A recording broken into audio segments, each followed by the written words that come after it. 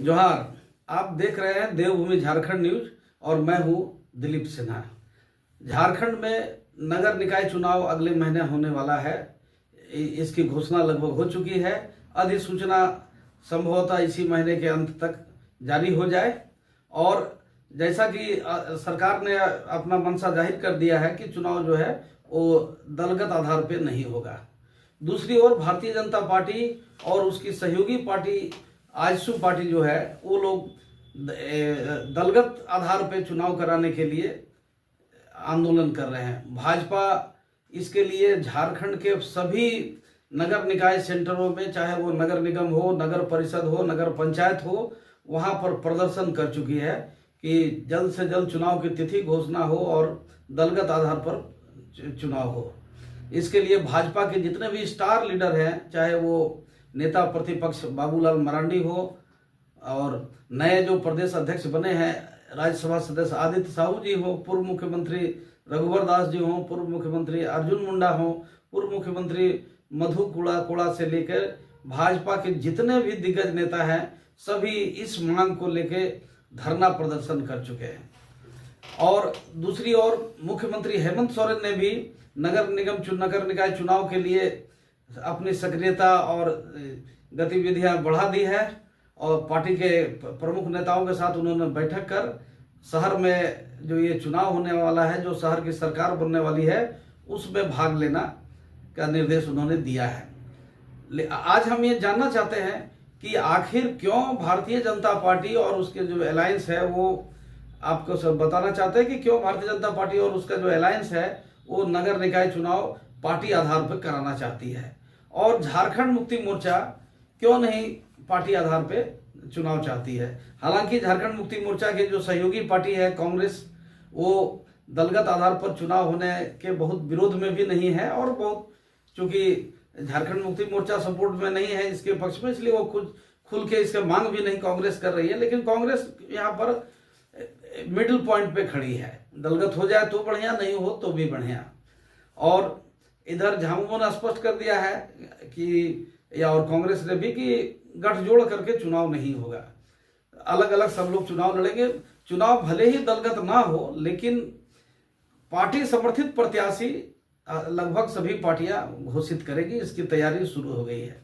तो हम आज आपके साथ यह शेयर करना चाह रहे हैं कि झारखंड मुक्ति मोर्चा क्यों नहीं चाहती हो कि चाहता है कि दलगत आधार पर चुनाव हो, और भारतीय जनता पार्टी क्यों चाहती है कि दलगत आधार पर चुनाव हो।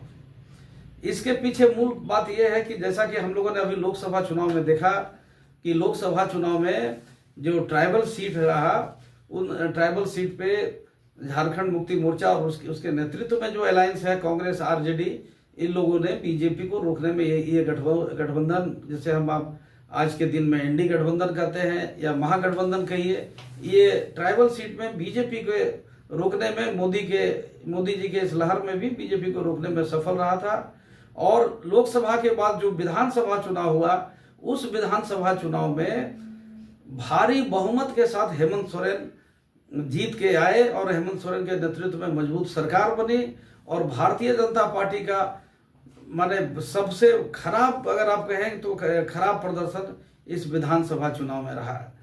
ट्राइबल सीट से एक तरह से भाजपा का सफाया हो गया। बहुत मुश्किल से झारखंड मुक्ति मोर्चा छोड़ के जो भाजपा में गए थे बाद में पूर्व मुख्यमंत्री चंपाई सोरेन, सिर्फ वो एक अपनी सीट बचाने में सफल रहे।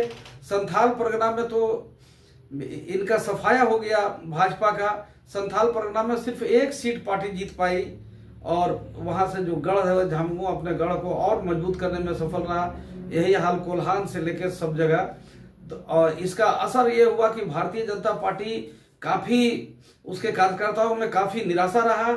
एक और चुनाव का खराब प्रदर्शन, दूसरा और सांगठनिक चुनाव भारतीय जनता पार्टी करा नहीं पा रही थी। मंडल अध्यक्ष नहीं, जिला अध्यक्ष नहीं, प्रदेश अध्यक्ष नहीं। हालांकि इस संकट से अब पार्टी उबर चुकी है और सांगठनिक चुनाव, चाहे वो मंडल से लेके राष्ट्रीय अध्यक्ष का हो, सब पार्टी कर चुकी है। और भारतीय जनता पार्टी सांगठनिक तौर पर एक बार फिर से समृद्ध होकर मैदान में उतर रही है। लेकिन पार्टी का पूरा जोर नगर निकाय चुनाव पे हो, वो उसके पीछे मूल कारण ये है कि झारखंड में 48, जैसा कि आप जानते हैं झारखंड में 48 नगर निकाय है, जिसमें 9 नगर परिषद है, नगर निगम है, और उसके बाद नगर परिषद है और नगर पंचायत है। और अगर आज के दिन में चुनाव हो या जब भी चुनाव हो, अगर दलगत आधार पे हो, तो यह बिल्कुल स्वाभाविक है कि नगर निकाय का चुनाव भाजपा को ऑक्सीजन देने में सफल रहेगा।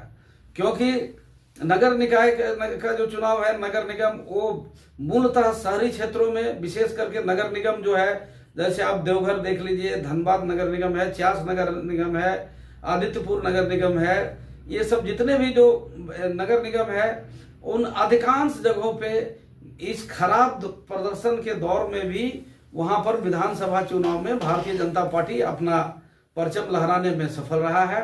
और स्वाभाविक है, झारखंड मुक्ति मोर्चा को भी ये बात मालूम है कि अगर हम दलगत आधार पर चुनाव हो तो झामुमो कांग्रेस अलायंस भी बीजेपी को नगर निकाय चुनाव में रोक नहीं पाएगा।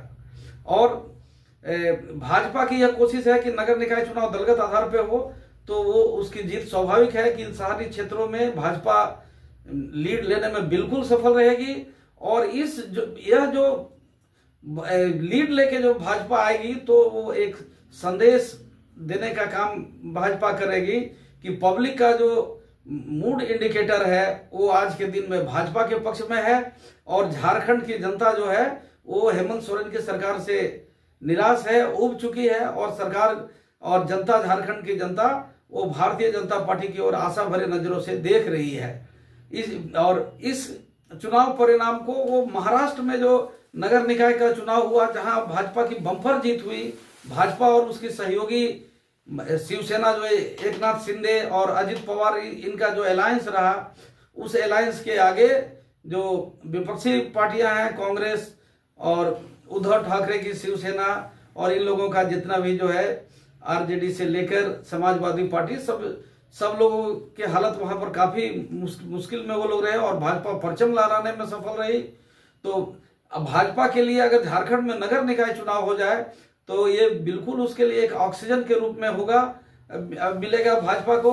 और भाजपा के कार्यकर्ता जो आज के दिन में निराश होकर घरों में बैठ चुके हैं, उनमें एक जोश भरने का काम पार्टी नगर निकाय चुनाव के आधार पर करेगी। और इसी कारण भाजपा का पूरा फोकस है कि नगर निकाय चुनाव दलगत आधार पे हो। और आप देखेंगे कि सुदेश महतो जी भी, जो कि आजसू के प्रमुख हैं, वो भी भाजपा के लाइन में चल रहे हैं कि भाई दलगत आधार पे चुनाव कराइए। वो हेमंत सोरेन जी का भी रेफरेंस दे रहे हैं कि हेमंत सोरेन ने शहर की सरकार में मजबूत भागीदारी का आह्वान किया है, तो उनको दलगत आधार पर चुनाव कराने का साहस दिखाना चाहिए। दूसरी ओर झारखंड मुक्ति मोर्चा के जो रणनीतिकार हैं, वो किसी भी कीमत पे झारखंड में भाजपा को यह मौका नहीं देना चाह रहे हैं कि भाजपा की स्थिति विधानसभा चुनाव के बाद से काफी स्थिति में सुधार हुई है और पार्टी में जोश है। यही कारण है कि पार्टी जो है किसी भी कीमत पे दलगत आधार पर चुनाव कराने को तैयार नहीं है। और सभी नगर निकाय चुनाव के लिए सभी पार्टियां मैदान में धीरे धीरे उतरने लगी हैं, लेकिन सभी को मालूम है कि किसी एक प्रत्याशी के पक्ष में समर्थन जुटा पाना या उस पर अपना मुहर लगा देना कि ये हमारे समर्थित प्रत्याशी है, हमारी पार्टी का समर्थित प्रत्याशी, काफी मुश्किल होगा। क्योंकि सभी पार्टियों के पास एक सीट के लिए 20 कम से कम 20 कहीं 30 दावेदार हैं जो मानने को तैयार नहीं होंगे, जिन्होंने ठान लिया है कि चुनाव लड़ना है। तो इस संकट से बचने के लिए भी दलगत आधार से झारखंड मुक्ति मोर्चा विशेष करके बचना चाहता है। क्योंकि झारखंड मुक्ति मोर्चा को भी मालूम है गांवों में उसकी स्थिति कितना भी मजबूत हो जाए, चाहे वो संथाल परगना हो या कोल्हान हो या पलामू प्रमंडल हो, ग्रामीण क्षेत्रों में, रूरल क्षेत्रों में झारखंड मुक्ति मोर्चा और उसके गठजोड़ का काफी प्रभाव है। लेकिन जैसे ही शहरी क्षेत्र में आप, जहां आप नगर निगम, नगर पंचायत और नगर परिषद में आप आ जाएंगे, वहां पर बीजेपी को रोकना इनके लिए मुश्किल होगा।